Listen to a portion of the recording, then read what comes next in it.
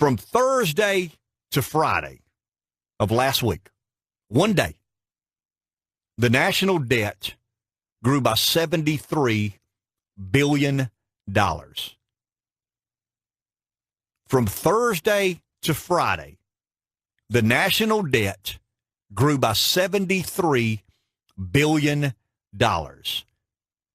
From Thursday to Friday, we also had another major milestone. We passed $21 trillion. So the day that we accumulated $73 billion more in debt was the same day that we crossed the $21 trillion federal deficit. We're $21 trillion in the hold as a country. Last year, this is interesting numbers. These are interesting numbers. Last year, the U.S. economy grew by 2.5% in real terms. I'm not going down the road of, I'm not stripping out inflation, or I'm not trying to add in inflation. If you add inflation, it's probably 4.1 or 2%. But GDP growth was about 2.5%. So the economy grew at 2.5%. Guess what the national debt grew by?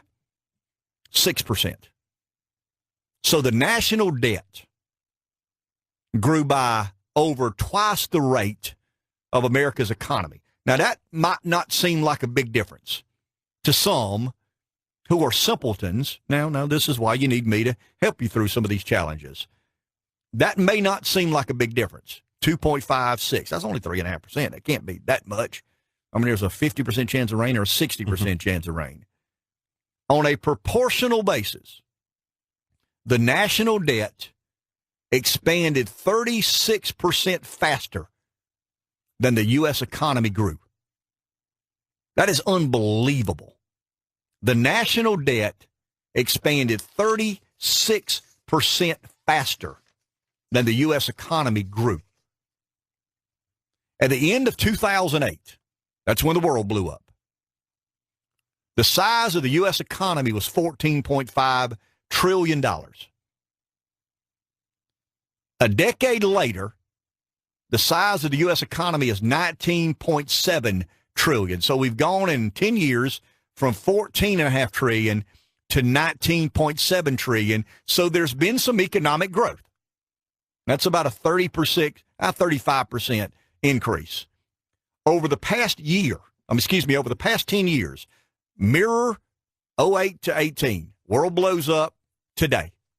The economy grows at about 36%, or the total amount that GDP is today is 36% more than it was in 2008. That's not 36% annual growth. That's over a 10-year period. Over the past 10 years, the national debt has grown from $9.4 trillion to over $21 trillion, or 123% increase. Make those numbers work. Chew on those numbers for a while. Now, most people are in one of three camps. Got some notes here.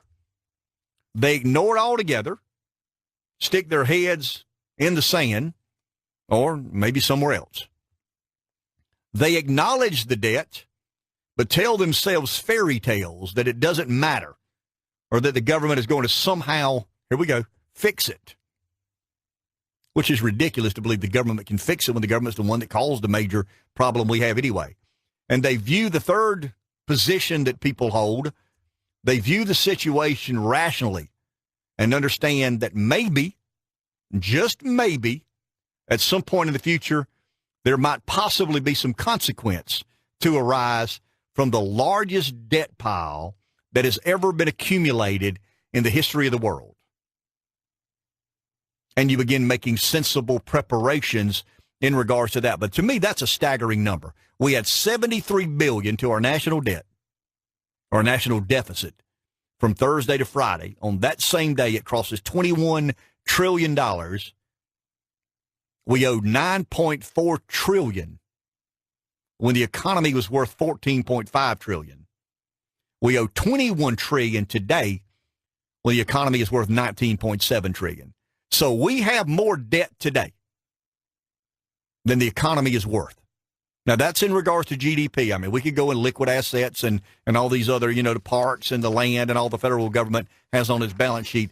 But today, the American economy in transaction nature is worth about $20 trillion, and we've got $21 trillion in debt. How in the world we continue to justify and turn a blind eye to that political dynamic is beyond me. I mean, it's unfathomable to me to not even at least, how do you run a news agency or a major American newspaper and not have a story every single day about the dangers of $21 trillion in debt? Well, we're too busy with Facebook, Putin, and Stormy Daniels trying to get rid of Donald Trump. Take a break. Back in a minute. Thanks to McCall Farms. Good morning, PD, Live 95.